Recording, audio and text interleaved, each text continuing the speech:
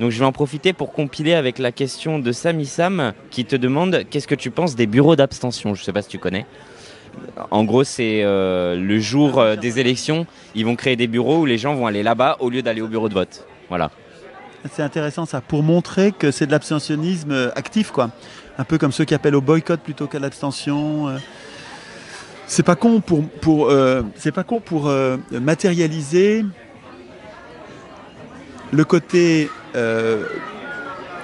positif, politiquement significatif de l'abstention, qui n'est pas une démission et qui est une volonté politique de contester un système illégitime qu'est l'élection.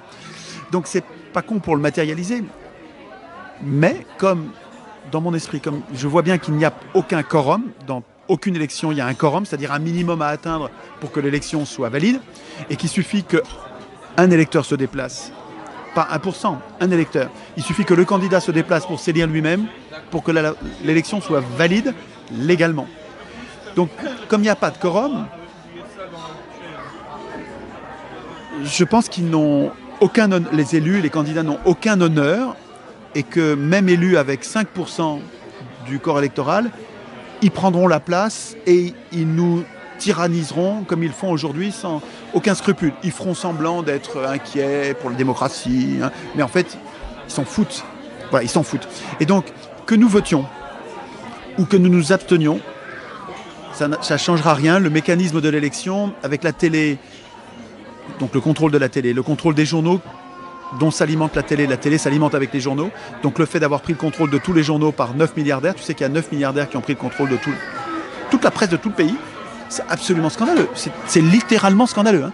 Et le fait que la télé s'alimente avec ces journaux, donc en fait tout ça c'est la Pravda des milliardaires. En fait on s'en fout de ce qu'ils disent, hein. Les journaux c'est la Pravda des milliardaires. Mais il n'en reste pas moins que cet état de fait-là fait que l'élection va être gagnée par les candidats promus par la Pravda des milliardaires. Donc c'est Macron qui va passer. Malgré tous nos efforts à nous, les militants, mais parce qu'on n'est pas assez nombreux, malgré tous nos efforts, ils vont, je crois, gagner. Donc, mais ceci dit, je ne dis pas de ne pas voter. J'ai jamais dit ne pas voter.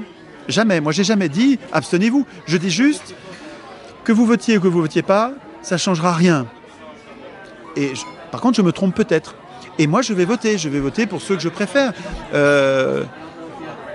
Pourquoi je vais voter, sachant que ça ne changera rien?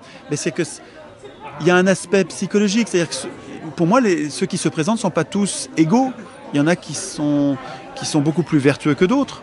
Beaucoup plus vertueux que d'autres. Moi, j'aime bien Mélenchon et Asselineau. Je préfère ces Mélenchon. Et Asselineau a vraiment fait un travail remarquable. C'est le seul à être aussi clair sur la priorité absolue qui est de sortir de l'Union européenne.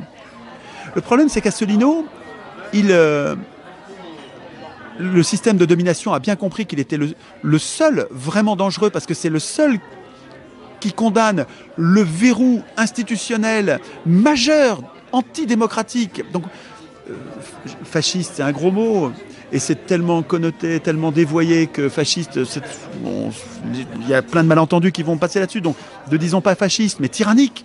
L'Union européenne, c'est un système tyrannique, antidémocratique. C'est un système de patrons fait par les patrons pour les patrons. C'est un système de multinationales fait pour les multinationales. Et Asselineau est le seul qui dise la priorité absolue, c'est de sortir de ce truc-là. Et il a raison. Et les dossiers qu'il accumule patiemment, sérieusement, rigoureusement sur ce sujet sont précieux. C'est un service public qu'il rend à Asselineau. Et ben, le système a bien vu qu'il était dangereux.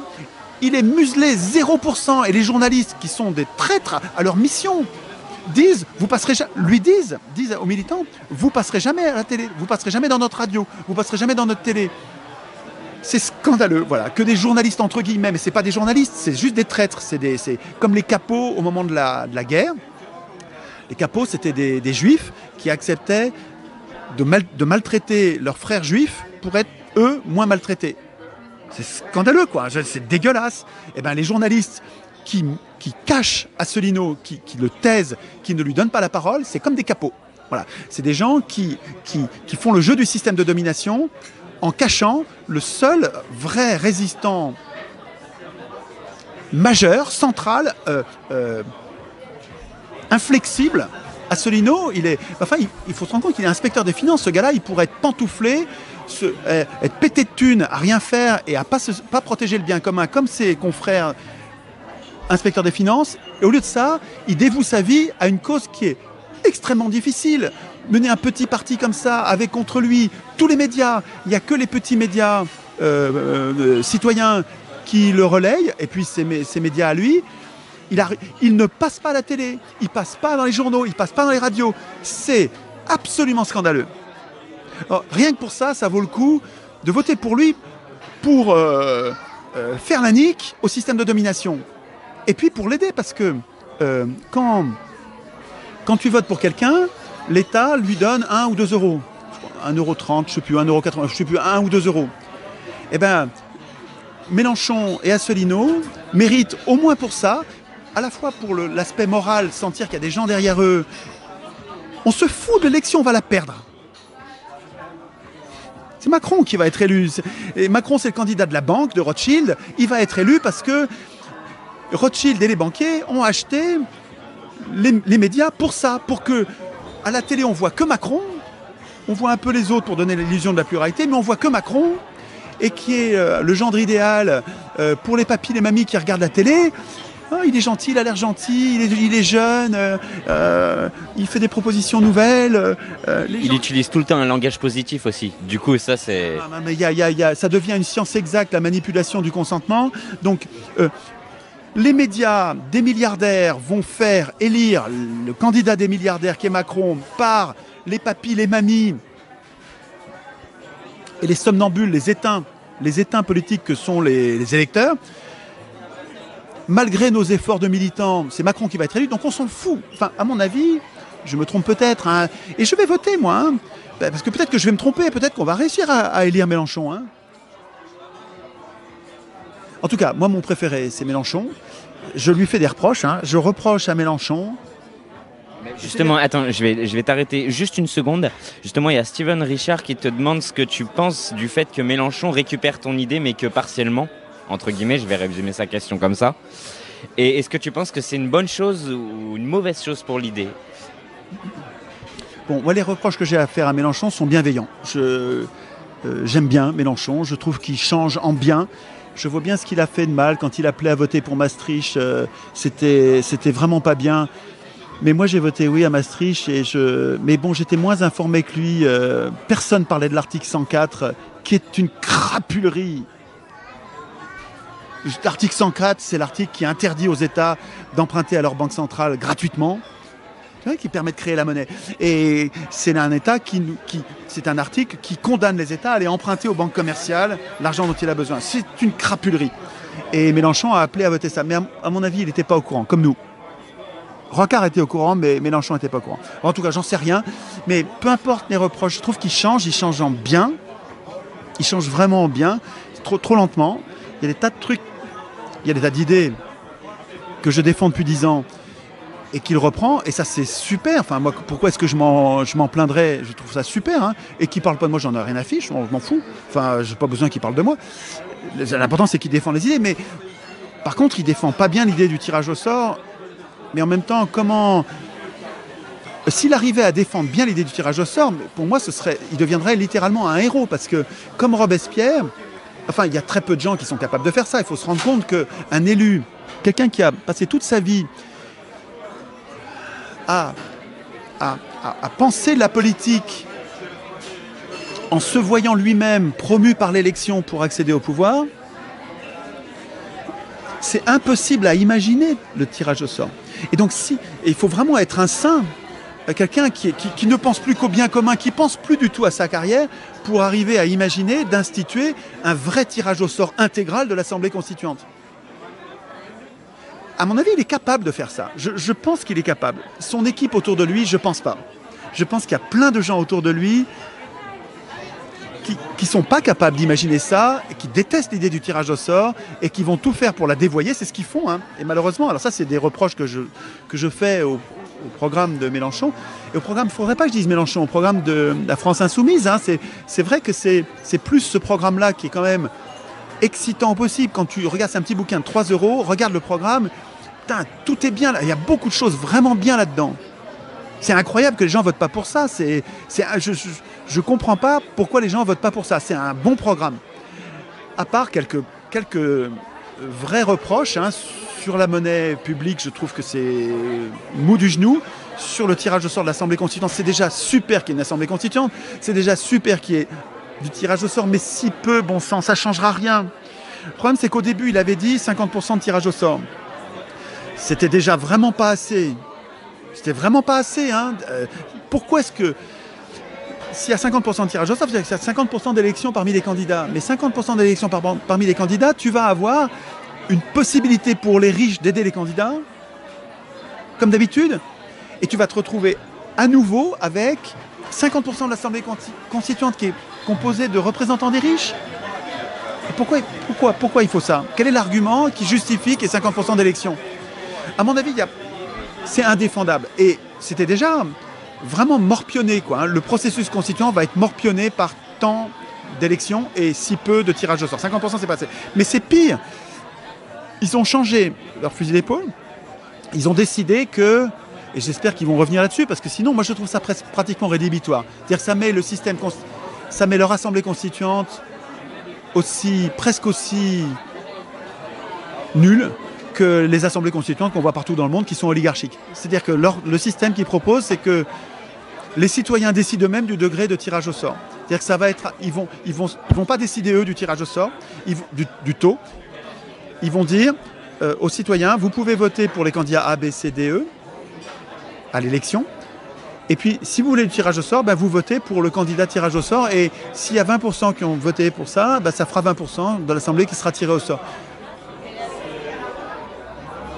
Je crois que c'est une entourloupe, ça, vraiment une entourloupe. C'est-à-dire qu'il n'y a pas assez de gens dans l'éducation populaire qui sont assez convaincus, qui ont compris l'idée du tirage au sort. Donc il va même pas y avoir 20%, il va y avoir peut-être 1-2%. Ok, mais ça va rien changer, quoi. Et ça, le fait que des militants qui ont réfléchi à la question acceptent que parmi les millions d'électeurs qui va y avoir à l'Assemblée constituante, on les laisse décider du degré de tirage au sort alors qu'on sait bien que l'idée n'est pas défendue.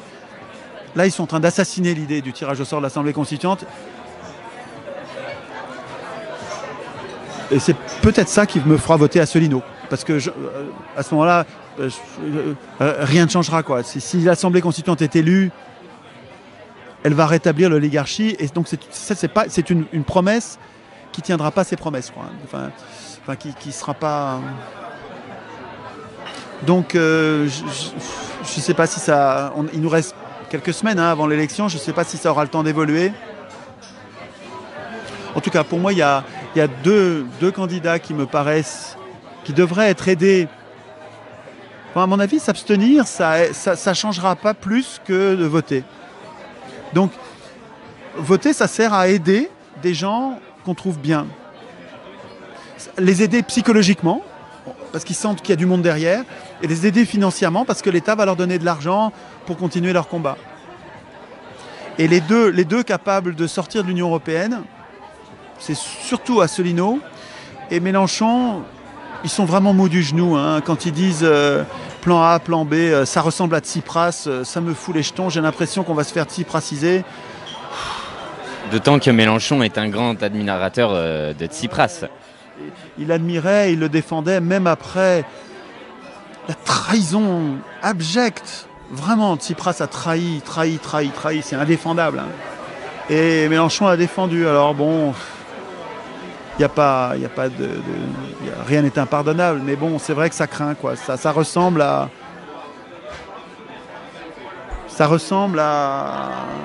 quand Mélenchon nous a appelé à voter Hollande 10 minutes après le premier tour la dernière fois, quoi. Mélenchon a appelé à voter Hollande. Dis-moi. En gros, il y a Mélenchon, Asselineau, parce qu'il faut sortir de l'Union européenne. Il faut sortir de l'Union européenne. Voilà. Asselineau, c'est une voie absolument perdue parce qu'il passera pas, le système s'en protège et il passera pas à la télé, donc il n'aura pas de voix. Mais c'est pas si perdu parce que ça l'aide psychologiquement et ça lui donnera des sous et parce que c'est cohérent pour sortir de l'Union européenne. Et Mélenchon, pourquoi est-ce qu'il passe à la télé? C'est parce qu'il ne met pas en cause l'Union européenne, ni le pouvoir de création monétaire des banques commerciales. Hein. Donc il n'est pas dangereux pour le système. D'ailleurs, par rapport à Mélenchon, il y a beaucoup de gens, je vois, qui demandent un débat avec toi depuis que tu as donné ton avis sur ça. Mais j'aimerais que tu précises ici ce que tu m'as dit, je te laisse répondre. Moi, je demande que ça, avoir un débat avec cet homme-là que j'aime bien. Ce qu'il y a, c'est que je pense qu'il acceptera pas, parce que il s'est développé sur moi une légende noire qui prétend que par mes fréquentations, je suis devenu infréquentable. Fréquentation dont je ne vois pas le fondement, puisque je fréquente personne, entre guillemets. Il suffit de suivre ce que je fais pour s'apercevoir que cette légende noire a absolument aucun fondement. Il suffit de suivre ce que je fais, d'écouter les conférences pour voir que je fais jamais la promotion des affreux ou des infréquentables dont on parle, là, jamais. J'en parle jamais, moi. Hein. Et donc, c'est une légende noire, mais ils sont tellement sensibles à ça que je pense que... Et puis, par contre, je pense que Mélenchon, j'ai peur qu'il fasse comme il a fait pour l'instant, c'est-à-dire qu'il laisse je sais pas comment on dit, des lieutenants, des généraux, des cadres de son parti, dire du mal de moi. C'est pas lui qui a dit du mal de moi, c'est ses cadres. C'est comme Martine, je sais plus comment, Billard, qui dit qu'il faut plus m'inviter dans les réunions de gauche. Donc, moi, je demande que ça, d'avoir un débat avec lui. Je ne sais pas si ce sera utile, hein, parce que moi, je suis bienveillant, je ne sais pas s'il le sera. J'aimerais bien lui décrire le système monétaire que je défends pour voir s'il le comprend et s'il est capable de le défendre lui à son tour. Et il n'a pas besoin de parler de moi. Je m'en fous, moi. Hein, mais c'est une idée tellement importante que, à mon avis, la gauche a besoin de ça. Si on veut financer nos projets progressistes, on a absolument besoin de la création monétaire. Il faut que l'État puisse créer à gogo.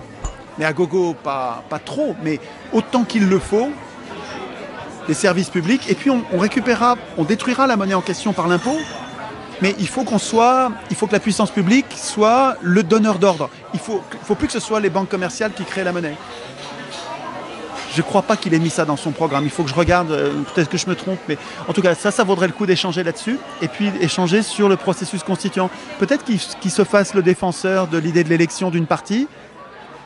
Parce que peut-être que je me trompe, hein, et moi je cherche le vrai, hein, je cherche à ne pas me tromper. Si ça se trouve, il arrivera à me convaincre. Peut-être, hein, je ne suis pas fermé à cette idée-là. Ce serait pédagogique. La controverse serait pédagogique. On progresse jamais tant que dans la contradiction. Si elle est bienveillante, comme Montaigne l'explique magnifiquement, hein, quand Montaigne explique l'art de la conversation, c'est un rêve. Hein. On oublie l'ego, on n'essaye pas de convaincre l'autre, on cherche le vrai, on essaye de comprendre pourquoi l'autre a ce point de vue. Et on essaye de comprendre là où on se trompe. Et si les deux font ça, mais c'est magnifique.